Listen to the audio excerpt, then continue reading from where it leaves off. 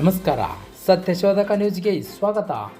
ಶ್ರೀರಾಮ ಮಂದಿರ ಲೋಕಾರ್ಪಣೆ ಮೊದಲ ವರ್ಷಾಚರಣೆ ಇಂದು ಸಂಜೆ ದೀಪಗಳನ್ನು ಹಚ್ಚಿ ಶ್ರೀರಾಮ ಸ್ಮರಣೆ ಭಾರತ್ ಗ್ಯಾಸ್ ಕಚೇರಿಯಲ್ಲಿ. ಬಾಗಲಕೋಟೆ ಜಿಲ್ಲೆಯ ರಬಕವಿಬಡ್ಡಿ ತಾಲೂಕಿನ ರಬಕವಿ ನಗರದ ಭಾರತ್ ಗ್ಯಾಸ್ ಆಫೀಸಿನ ಮುಂದೆ ಭಾರತ್ ಗ್ಯಾಸ್ ಸರ್ವಿಸ್ ಮಾಲೀಕರಾದ ಶ್ರೀ ಸೋಮಶೇಖರ ಕೊಟ್ರಿ ಶೆಟ್ಟಿಯವರು ರಂಗೋಲಿ ಮೇಣದ ಬತ್ತೆ ಹಚ್ಚಿ ಜ್ಯೋತಿ ಬೆಳಗಿಸುವ ಮೂಲಕ ಶ್ರೀರಾಮ ಮಂದಿರ ಪ್ರಾಣ ಪ್ರತಿಷ್ಠಾಪನೆಯ ಪ್ರಥಮ ವರ್ಷ ಆಚರಣೆ ಕಾರ್ಯಕ್ರಮ ಆಚರಿಸಿದರು. ಅಯೋಧ್ಯೆಯಲ್ಲಿ ಶ್ರೀರಾಮ ಪ್ರಾಣ ಪ್ರತಿಷ್ಠಾಪನೆಯಾಗಿ ಸುಮಾರು 1 ವರ್ಷವಾಯಿತು.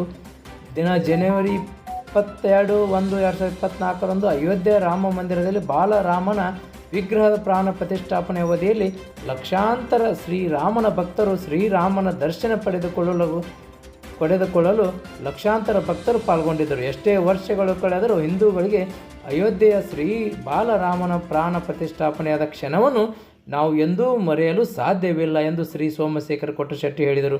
ಉಪಸ್ಥಿತಿಯಲ್ಲಿ ಭಾರತ್ ಗ್ಯಾಸ್ ಮಾಲೀಕರು ಮತ್ತು ಸಿಬ್ಬಂದಿ ವರ್ಗದವರು ಹಾಜರಿದ್ದರು. ವರದಿಗಾರರು ಸಂಗಪ್ಪ ಪಿಚ್ಚಿತ್ತರಿಗೆ ರಬಕವಿ ಬನಟ್ಟಿ. ನಿರಂತರ ಸುದ್ದಿಗಾಗಿ ನೋಡ್ತಾ ಇರಿ ಸತ್ಯಶೋಧಕ ನ್ಯೂಸ್.